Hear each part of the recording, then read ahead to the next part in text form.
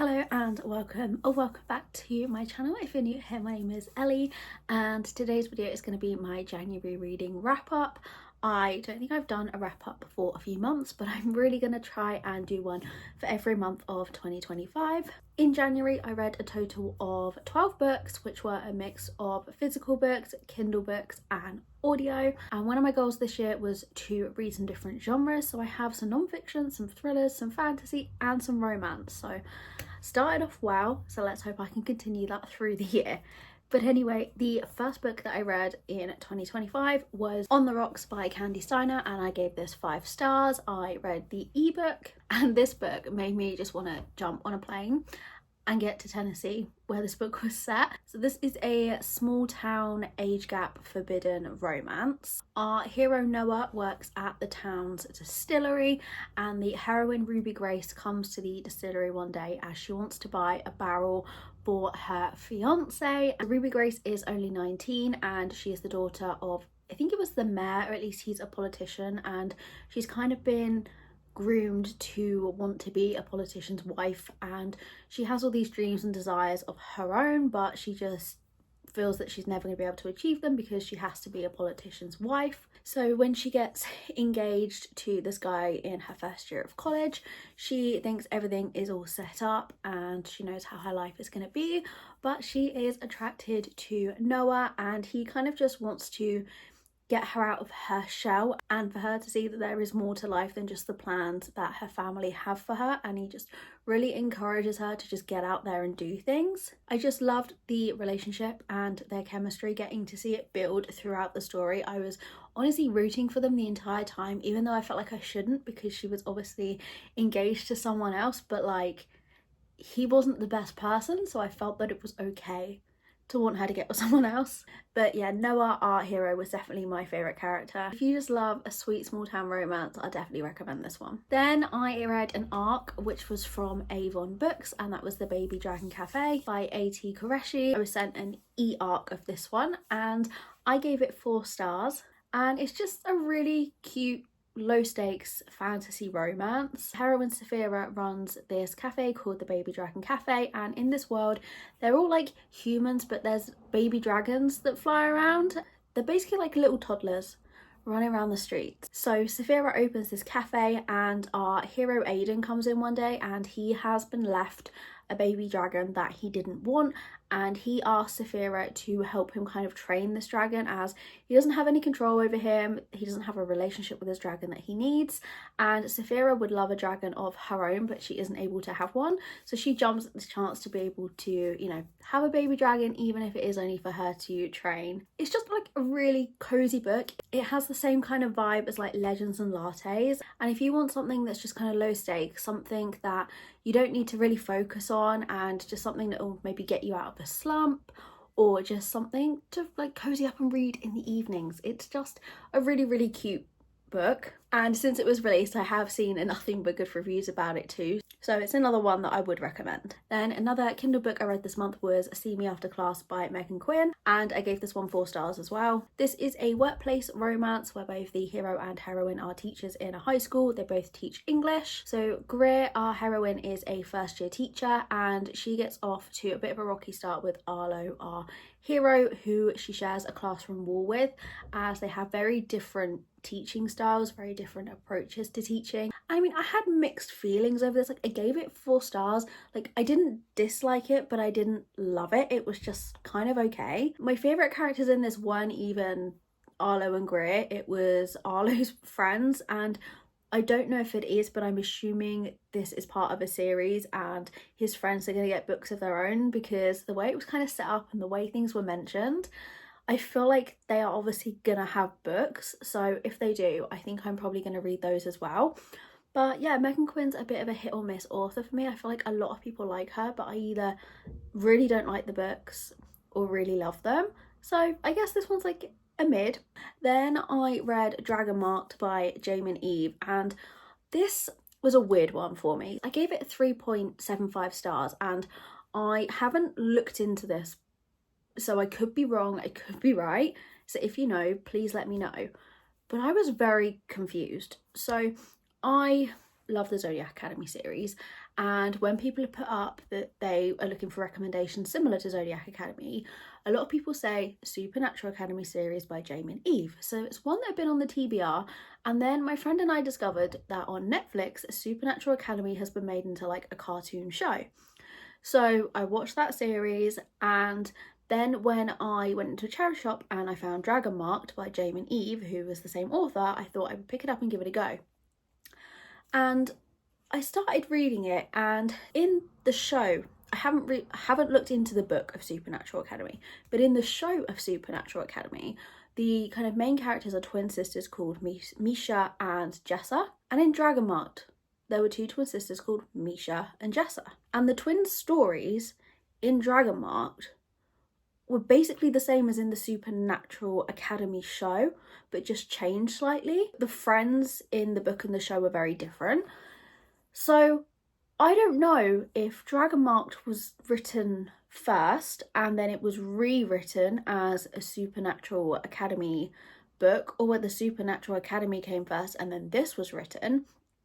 I was just really confused because I could have sworn these characters were in another book by this author, but they were in this one with a very similar storyline. So I don't know what happened there, but essentially we have Jessa, who is a wolf shifter, and she lives in this supernatural town with her father. And one day her mother shows up, who she doesn't have a relationship with, who she hates because she thought something that wasn't true. And her mum brings along Misha, and she didn't know she had this sister.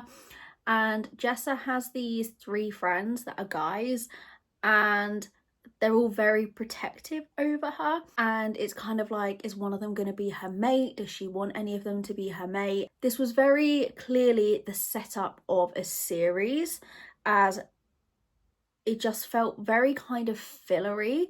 And I don't know if this is a complete series or whether it was put aside to be written as Supernatural Academy, but I'm not going to look any more into this, and I do want to read Supernatural Academy, so I'd rather read that than this. And I feel like this portion is not making any sense, but like, I feel like if you know, you'll know. Then I got on to my second arc of the month, and that is Not in My Book by Katie Holt, and I gave this 5 stars. I absolutely loved it. This is the romance of Rosie and Aiden, and they attend college together in New York, and they are on a writing course. And Rosie is a romance writer and Aiden hates the genre of romance. So when they're in their lectures and they have to share their work, they are both extremely critical over each other, just because Aiden's like, romance is awful, and yeah, he just gives her like really harsh feedback.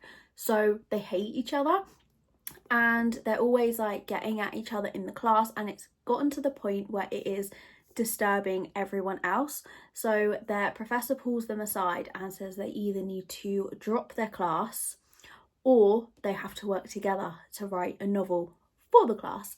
And neither of them want to drop it, but neither of them want to work together, and they decide that they are just going to have to work together because Rosie cannot afford to drop this class. So throughout the book you see snippets of the novel that they are writing together, and they decide on like an enemies to lovers workplace kind of romance, and they are essentially writing themselves as these characters, and every so often they slip up and give the characters the wrong names, and I just loved it. It was so cute. I love the cover of it, and I would 100% recommend picking this up. Then my first audiobook of the year was The Wild Air by Karina Halley, and I gave this 4 stars. In this we have Prince Magnus, who is a bit of a wild child, a bit of a playboy, and his family need him to settle down after a scandal. So they tell him that he either needs to abdicate the throne or he needs to get married, and his father isn't very well, so Magnus doesn't want to abdicate because he knows his father would really love to see him as the future king,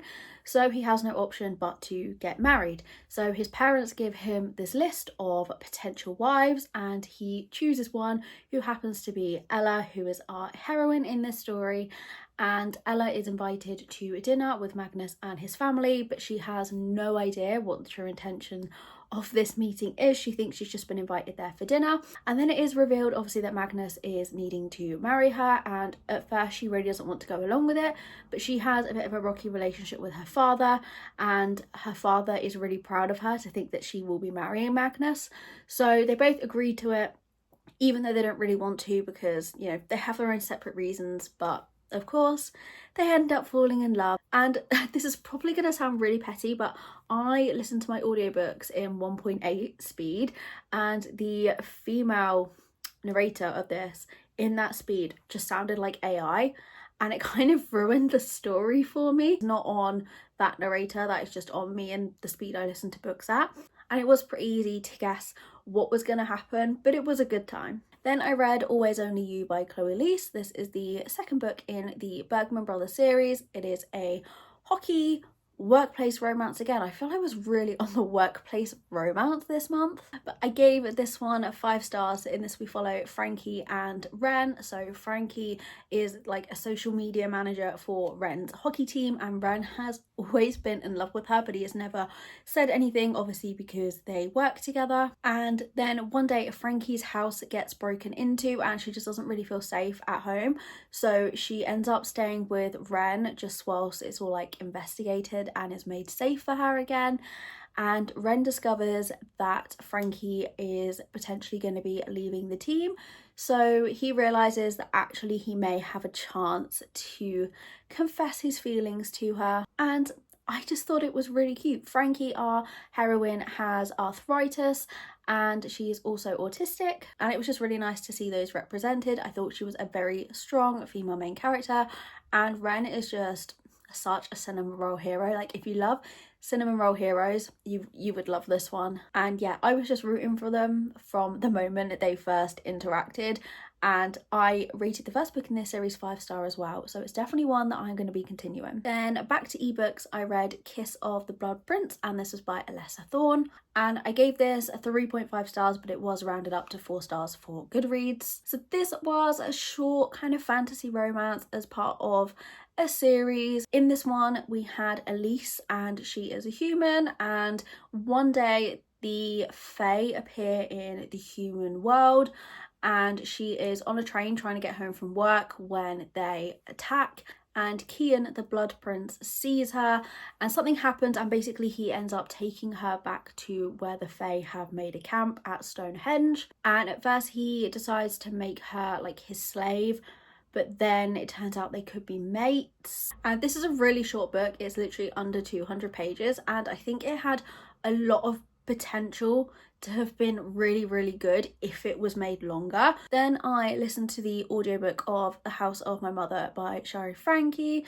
This is a non-fiction, and I had been wanting to read this one since I first heard about it, and I think a lot of people have listened to and read this book this month, and it was a hard read. So I, like many others, did used to watch the 8 Passengers channel on YouTube, and if you don't know, Shari was a member of the 8 Passengers family channel when the news broke, was it end of 2023, about her family and what her mother had done. I was honestly like in shock, and I couldn't really believe it. So when I heard that Shari was going to be releasing a book, I really wanted to read it just to kind of see her side of the story, to learn a bit more about the situation, what happened, and you know, what really can go on behind the scenes of all of these people online who make their life seem perfect. I feel like it's very hard to talk about non-fiction when the book is someone's, you know, story of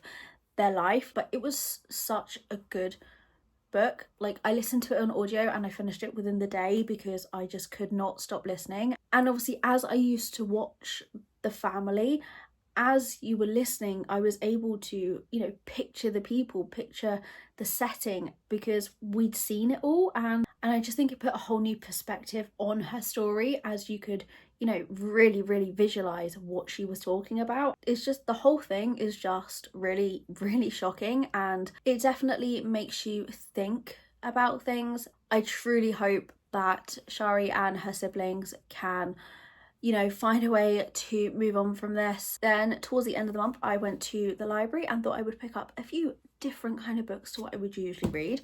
So I picked up a thriller, The Housemaid by Frida McFadden, and this is an extremely popular thriller, but I rarely read the genre. And I thought to get myself into it, I would start with one that is very popular, one that is very read, as you know, I just felt like I couldn't go wrong with it. And I gave this 5 stars. I read this within a day as well. In this one, we follow Millie, who has just been released from prison, and she gets the job as a housemaid for this family, and things aren't all as they seem. And I was just so invested in this. Like, I don't know if it's because I don't really read thrillers, so I don't really know what to expect with them, but I couldn't guess what was going to happen.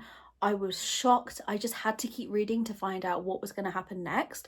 And one minute a character would be infuriating me and I would hate them, but then the next minute I would be feeling really sorry for them once you kind of understood things. I'm still left with questions. I still want to know more, and I do think it was a really good introduction to the thriller genre, and I do want to read more by this author, and it has made me want to read some more thrillers. Then I read Days at the Murasaki Bookshop by Satoshi Yagisawa. I've probably said that extremely wrong, so I do apologise. This is a short story that has been translated from Japanese, and at the start of this book, our heroine goes through a breakup. She finds out that her boyfriend was actually seeing somebody else as well, and he is now going to get married to the other woman, and she is just extremely upset, so she quits her job and she ends up going to stay with her uncle, who owns the Murasaki bookshop, and she lives above it, and she just tries to kind of get her life back.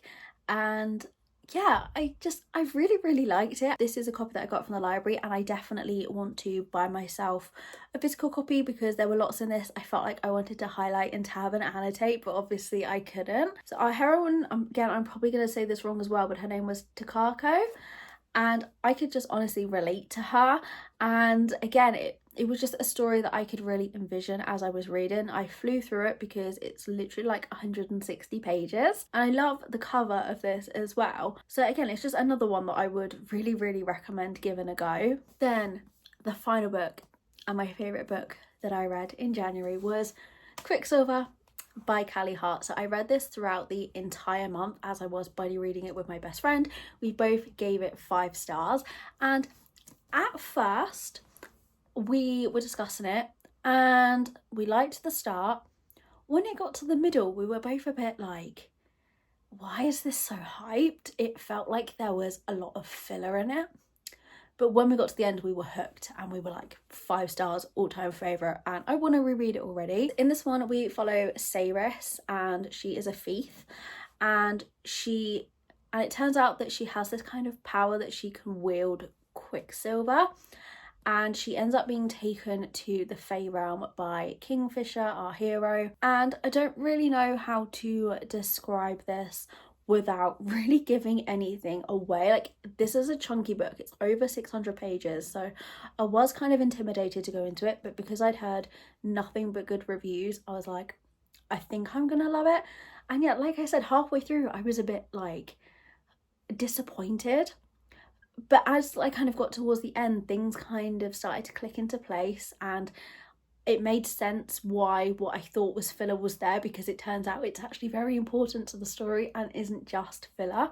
And the second book was announced this week, so I have to wait until November, I think, but I'm gonna get that one on pre-order. But I loved it so much. Kingfisher is mine and my friend's new favourite book guy. We are just obsessed. I think this is definitely one that's worth the hype. So that was the 12 books that I read in January, and like I said at the start, I feel that was kind of a real mix instead of just my usual fantasy and romance. Obviously I still read them and I'm still gonna, but I really hope that throughout the year I can continue to read different genres from different countries and just, you know, expand my reading. But yeah, if you have read any of these, let me know what you thought of them and what was your favourite book that you read in January.